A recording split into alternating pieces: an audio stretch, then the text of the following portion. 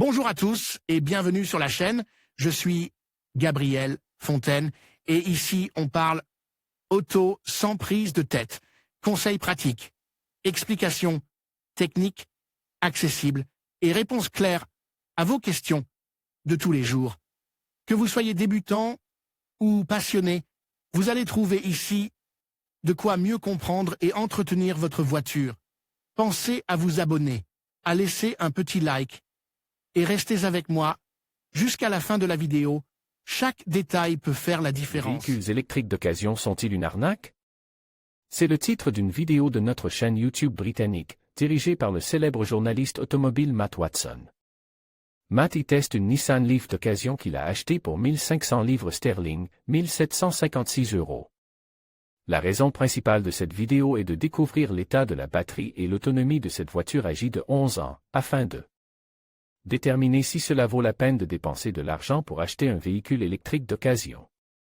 Autonomie et état de la batterie. Au début de la vidéo, la première chose que fait Matt est de charger complètement la batterie et de démarrer le véhicule. À ce moment-là, la voiture affiche une autonomie de 59 miles, environ 95 km, avec une batterie fraîchement chargée à 100%. Lors de sa sortie, la Nissan Leaf était annoncée avec une autonomie maximale de 124 miles, 200 km. Avec ce chiffre en main, nous pourrions dire que la voiture, en 11 ans, a perdu plus de 50% de la capacité de sa batterie, mais est-ce vrai? Pour le vérifier, nos collègues britanniques amènent la voiture dans un centre spécialisé dans la santé et le remplacement des batteries de voitures électriques.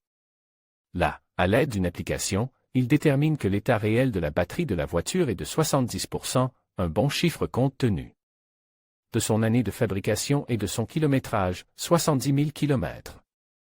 Nous en arrivons donc à une conclusion. L'autonomie d'origine de la Nissan Leaf est un peu en décalé des 200 km annoncés lors de sa sortie. En réalité, avec une batterie 100% neuve, l'autonomie de ce véhicule devrait se situer autour de 140 km. Heureusement, les 95 km que la voiture annonçait à l'origine après une charge complète étaient exacts. La voiture s'arrête après un peu plus de 96 km. Avantages et inconvénients de l'achat d'une voiture d'occasion.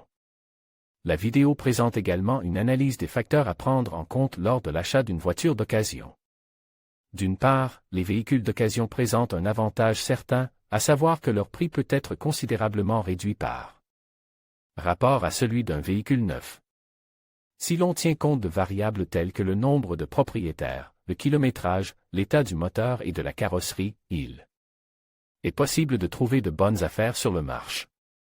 D'autre part, l'achat d'une voiture d'occasion comporte beaucoup plus de risques que l'achat d'un véhicule neuf, garantie plus courte ou inexistante, problème liés à une mauvaise utilisation de la voiture, dommages à la carrosserie ou moins de possibilités d'acquérir des voitures portant le label ECO ou 0. Si vous ne voulez rien manquer et rester au courant de nos actualités et de nos vidéos, rejoignez notre canal WhatsApp pour connaître toutes les dernières nouvelles de Carwow. Rejoindre WhatsApp. En conclusion, acheter une voiture électrique d'occasion peut sembler risque, mais cela dépend de plusieurs facteurs. Les économies réalisées sur le long terme, la réduction de l'empreinte carbone et les incitations gouvernementales peuvent compenser les inconvénients potentiels. Il est essentiel de bien se renseigner, de vérifier l'état de la batterie et de considérer les besoins personnels avant de faire un choix. En fin de compte, une voiture électrique d'occasion peut être une option judicieuse si elle est choisie avec soin.